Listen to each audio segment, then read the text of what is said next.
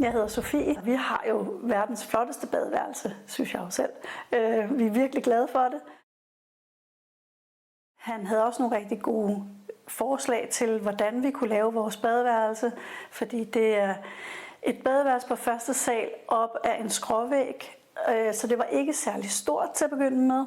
Men Ole foreslog, at vi tog noget af skumpen med og kunne få et indbygningstoilet ind i skumpen, så det har faktisk betydet, at vi har fået ret meget mere plads på vores badeværelse.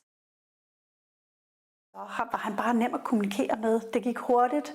Når jeg sendte en besked til ham på sms, så svarede han hurtigt tilbage eller ringede mig op. Så den der hurtige kommunikation gjorde også, at vi tænkte, at det var et godt firma at samarbejde med.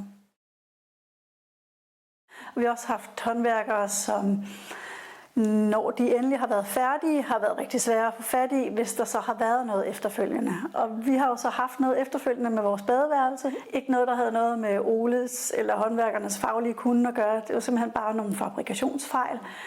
Og selvom vi havde betalt slutafregningen, så har der slet ikke været nogen problemer. Ole er kommet og har ordnet alle tingene, og det er en virkelig rar fornemmelse at sidde med bagefter, at man ikke bare bliver sådan hængt ud til tørre, men bliver hjulpet hele vejen i mål.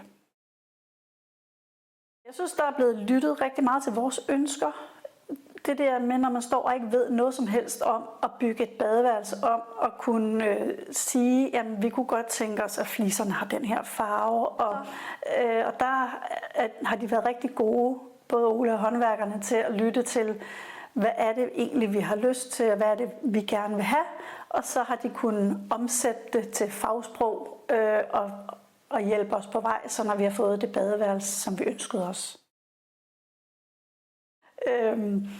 Ole advarede os om at have meget mørke fliser og sorte armaturer, fordi at, vi har meget kalk i vandet her.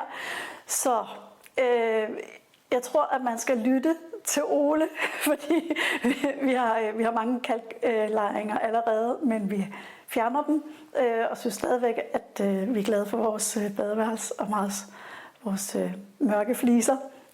Men jeg tror, man skal lytte til håndværkerne, og når de siger, at der er meget kalk i vandet, så kan det være, at man skal gå med noget, der ikke er lige så mørkt. Jeg vil sige, at det kan de trygt gøre. De er i gode hænder. Og så vil jeg sige, at hvis de går med Ole og bygningsrenoveringen, så er de holdt i hånden hele vejen.